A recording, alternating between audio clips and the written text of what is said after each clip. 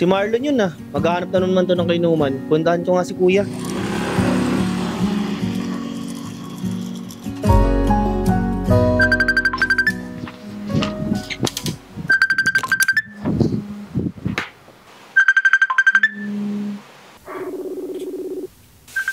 May tumatawag po sa akin. Wala. Ba't kaya di sumasagot si Romel? Ano na kaya nangyari doon? Ayahin ko sana magmerienda eh. Ang pakikipagkaibigan daw ay walang patutunguhan at siya magdadala sa iyo sa kapahamakan. Ngunit paano kung ang tinuturing nilang tao ay siya magtutulak sa atin na gumawa ng kabutihan? Tungayan po natin ang kwento ni Romel at Marlon na kapwa mga delivery rider. Magandang araw po mga kababayan.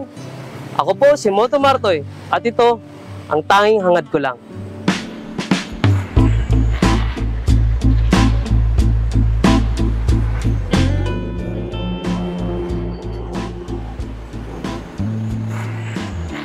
Uy, Tol! Diyan ka pala. Tagal mo hindi mo mayaya ah. Ito, kaka-recover lang. Kakapagod maglinis. Dinaanan naman kami. Lubog lahat ng motor ko. Bumiyahe rin ako noon.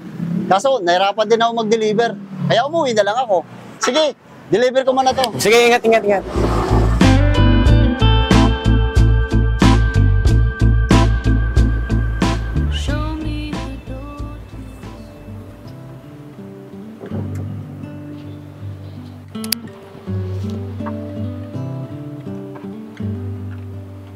Ano ba yan?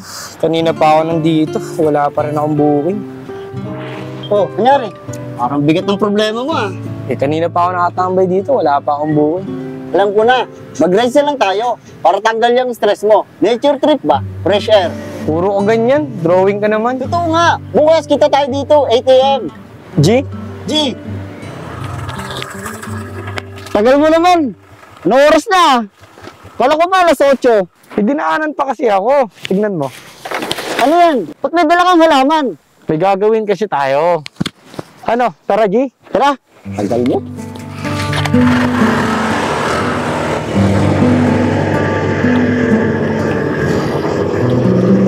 Di ba kanina nagtatanong ka anong gagawin natin? Ito, tag-isa tayo ng itatanim.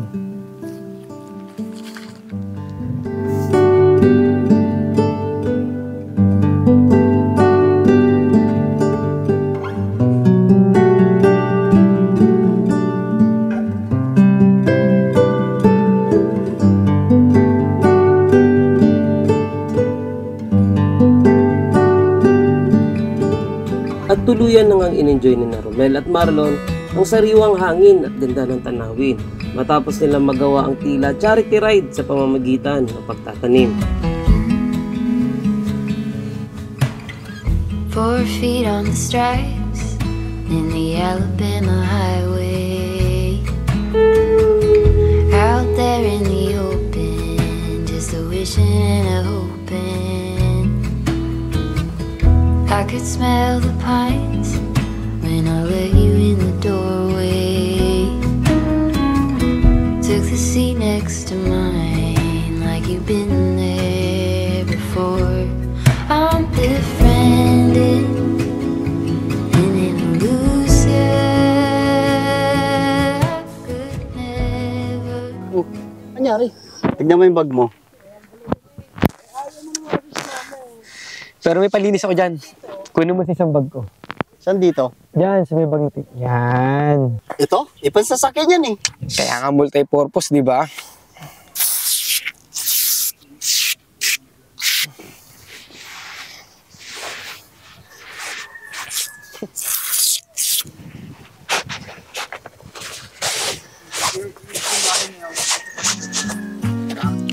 Tignan mo.